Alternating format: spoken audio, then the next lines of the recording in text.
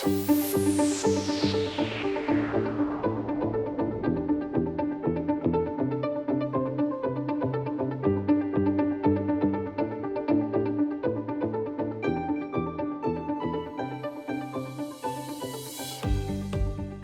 everyone. Welcome to Elevate21, the future of cloud powered by Spalding Ridge. Thanks so much for attending our session today on TruGreen's connected planning journey.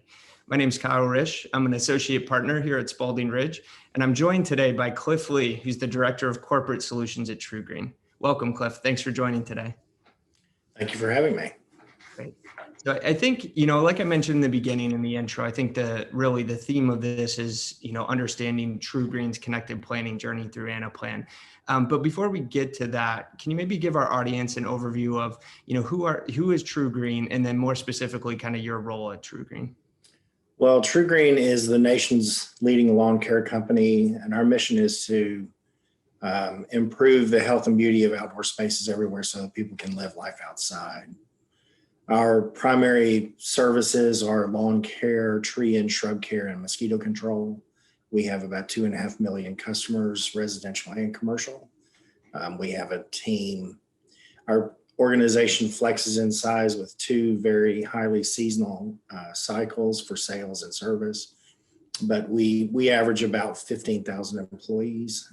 We have a 1.4 billion in revenue.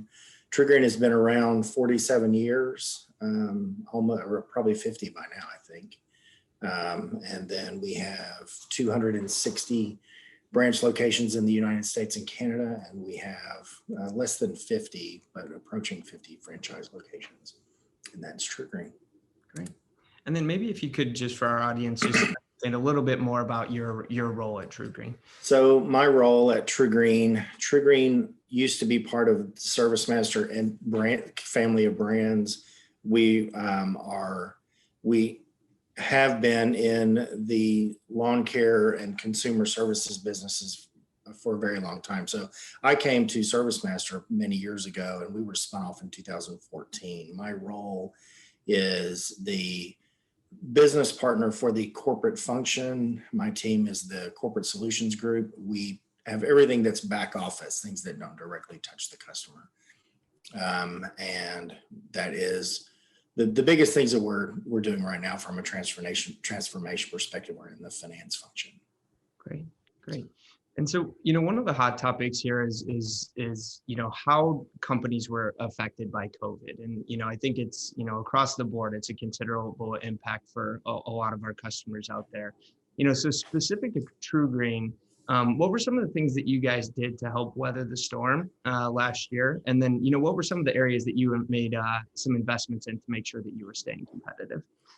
Well, the biggest impact to TruGreen last year was from a sales perspective. We couldn't get out and sell during our primary sell season because the sales function wasn't considered an essential position. So we weren't allowed to be out in the field doing door-to-door sales, which is our primary sales channel, or had been until that time.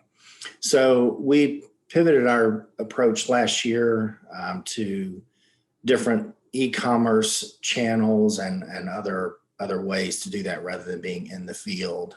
We are back to that this year, actually. But the interesting thing that we saw last year was that with customers being at home, they had more interest in their lawn. So our sales last year were actually pretty good, and we're continuing that trend this year.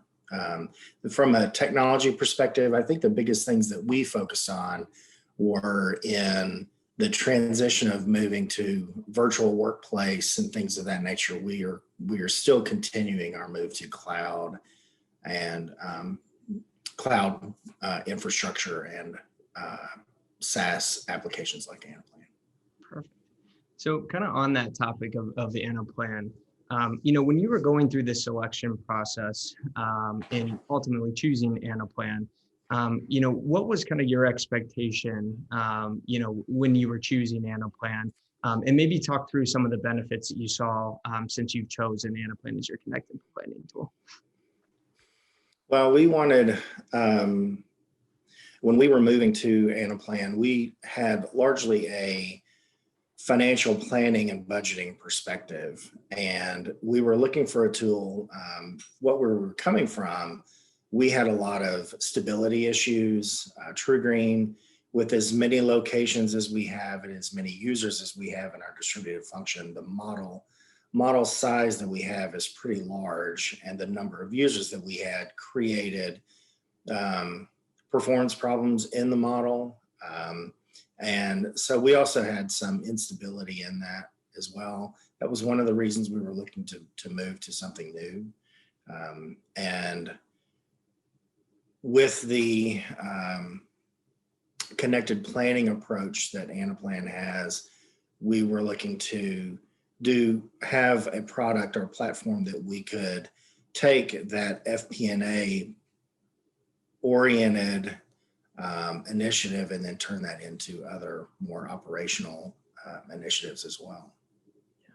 Yeah, it's so cool. That's why I like your guys' story so much. And it's very similar to a lot of other folks out there that maybe, they start in finance or start in sales, and then just with the flexibility, the tool of Anaplan is just that you can start to expand that into some other area like sales, supply chain, and FP&A. So it's really, really cool to hear.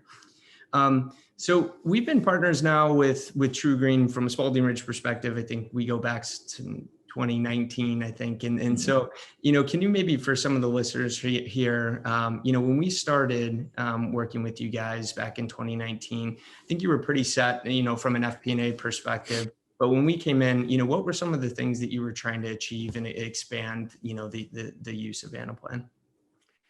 Well, where we were really trying to move was in the forecasting of some of the activities that do occur in the field from an operational perspective, largely around workforce planning. The nature of that was much more complex than what we had done from an FP&A perspective. We had more complex needs in managing our data hub and the integrations around that data, the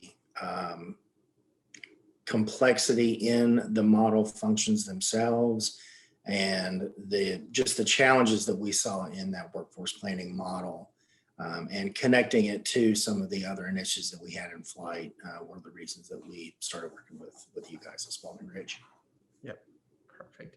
Yeah, and one of the things that you had mentioned this before, and something that you and I talk quite often about, but what was your kind of customer retention and production pacing in the context of workforce planning? So, what I mean is, what did it look like kind of before Anaplan, and how's that changed now, and what does that look like today? Well, our approach for workforce planning has been historically a very bottoms up build of what that workforce need would be. What we have done in the past is we collect information from our general managers at each location. They have had a process that they've gone through to gather information to help them forecast what that need is, to balance their labor need against the availability of their demand, and then able to then create what that forecast for both revenue and headcount is. But then it's been a build up process that occurred in cycles that were monthly. What we've tried to do what we've got to do with Anaplan is we do still have a bottom up build process for our general managers, but what we are doing now is the previous process they had to go through to gather information from disparate sources to complete that forecast. We're pulling that data in to the Anaplan model for them, so that they only have to enter the changes to the things their expectations of what's actually happening in their branch, whether that be service, the work schedule, or some of the completions of their activity. But one of the other things that we're doing is we're actually using Anaplan to take the current work order population that we have, as well as the expected sales and cancels for the remainder of the forecast horizon, to predict what that work order population would be, and then pace that from a revenue perspective and calculate what the headcount need would be. When I mentioned earlier that we were trying to connect some of these other activities that we had in flight. One of the other models that we have built is for our recruiting process for talent acquisition to forecast the activities in the hiring process. We hire in our sales and service teams, we hire more than 10,000 people a year. And to do that, we interview a little more than 120,000 people this year. So the managing that level of activity is a little challenging. And we use the Anaplan model to help us forecast from the expected hire need. We then can calculate what the activity we need in the recruiting process for the number of interviews. And we're using Anaplan to do that. Yeah, it's just awesome to hear your story. Just so many different use cases, kind of really across the board there. So that's awesome to hear. You mentioned this before, but around this idea of digital transformation, so I'm sure a lot of our listeners here are kind of in a similar spot maybe you were a couple of years ago. But what are some of the things that you've seen? And you mentioned a few of them here already, but some of the what are the increased efficiencies that you've seen kind of across the board when you think of a higher level at TruGreen? Well, TruGreen has historically had a lot of manual activities in our forecasting process in general. And we also in our transaction processing, because of many different systems that we have redundant processes for the same activity. The capture of work schedules and skills is one of those things. Our general managers have in the past done this forecast for their workforce need, but they've also had to turn around and do that same forecast for the service planning team so that they know in building the routes what their expectation of the labor force would be over the next planning horizon for them. And so there's a duplication of work, duplication of data entry and things of that nature. So we're also using Anaplan not only in the aggregation of data to use in the forecasting process, but in the downstream work activities that use that information. We're actually using Anaplan to send that data to where it would need to be rather than doing manual update efforts in that case. And because of the number of locations we have, that's a significant amount of work. So we're looking at some pretty significant savings there in time. Is that just one person that was compiling that in the past, or is that multiple people? No, it's all 200, more than 200 general managers. We have 20 service planners that do that data entry and do that work. So it's savings of hours per week for a large number of people. That's awesome to hear. And so, I think when we look ahead of, let's say this time next year, you and I are talking again, and it's impossible to predict the future. But, in terms of, your vision of Anaplan, I know we focus a lot on FP&A. There's some workforce planning that you mentioned. I know we've kind of started some work around the incentive compensation piece. But, what is kind of your vision for Anaplan, and what does your outlook for the next year look like? Well, one of the things that we found as we've stepped around the honeycomb of connected planning is that having the data in Anaplan allows us to pull in a very closely connected planning process in another space that we may not have thought of. So that's why we're looking at how we now use this sales agreement and work order data that we have in Anaplan to do other activities. You mentioned incentive compensation. So we're looking in stepping into the areas of doing some planning around the sales force activities, planning around the service territories potentially, and then even the compensation related to all of the sales activities, because we do then have the transactional data to use in those calculations. So I think that having that single platform to manage that data across all of these different forecasting efforts is where I think we'll continue to go. We're looking at different things around what that activity is. When we complete a work order, part of that is the consumption of in our case, the goods to necessary to complete that, whatever that service the technician's providing. So we're looking at some things in the sourcing space that we may be able to bring into scope around inventory management as well, so that we have the full cycle of sale to schedule, and then service and consumption of product, and the necessary labor to do that as well. It's awesome to hear. Yeah.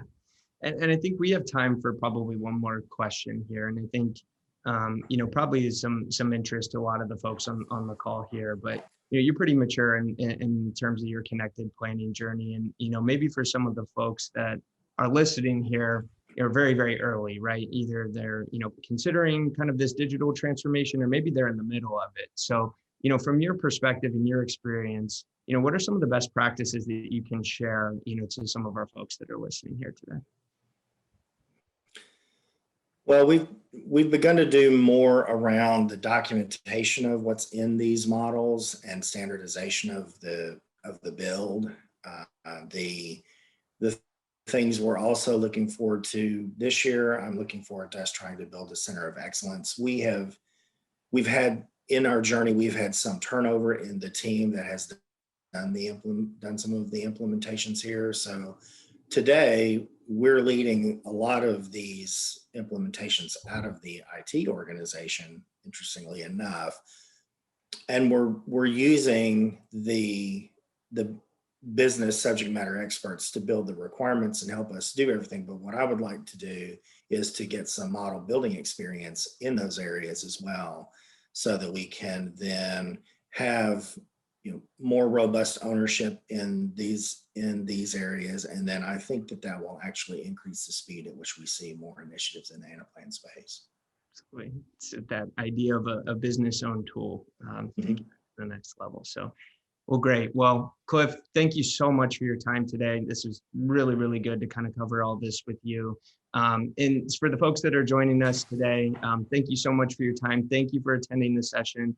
If you have any other questions for Clif around their connected planning journey, feel free to reach out. And then from there, I hope you enjoy the rest of your time at Elevate21. And thanks again for joining. Bye.